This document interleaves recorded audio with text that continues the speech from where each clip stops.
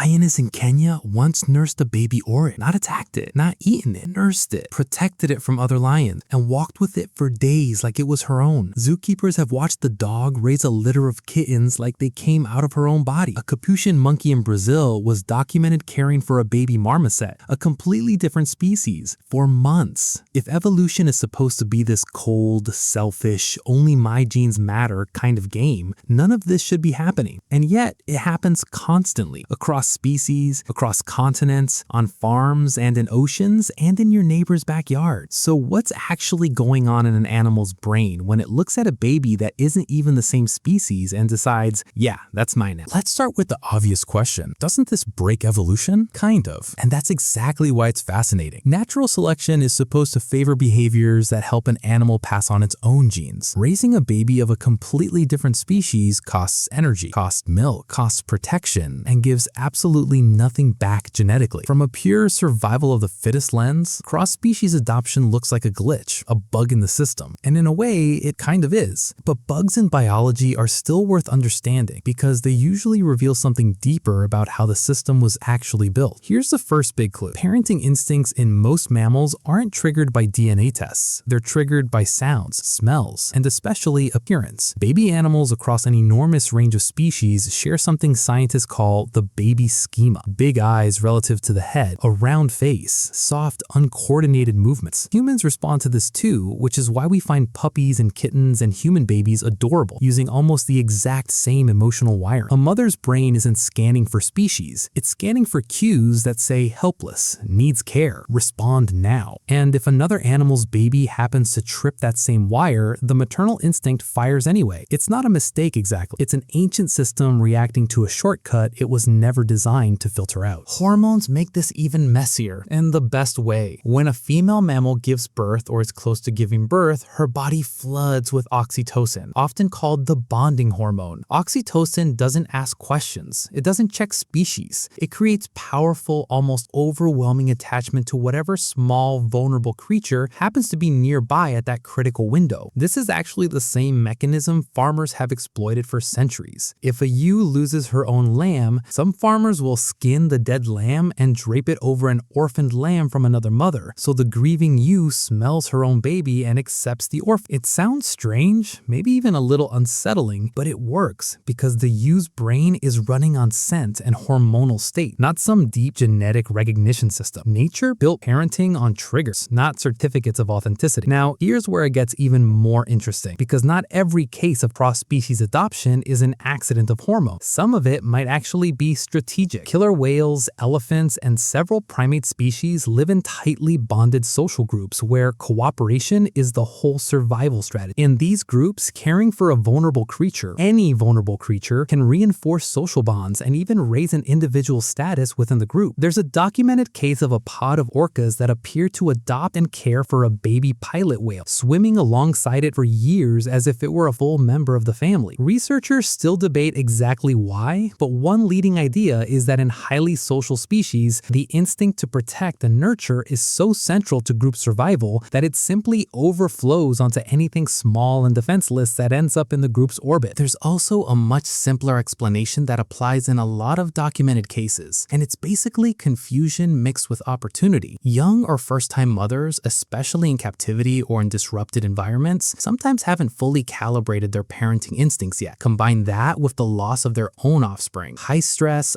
isolation from their normal group, and a conveniently available baby of another species, and you get exactly the kind of scenario zookeepers and wildlife rescuers report again and again. It's not that the mother thinks the baby is her own species, it's that her body is primed to nurture something, and biology doesn't leave that circuit sitting empty for long.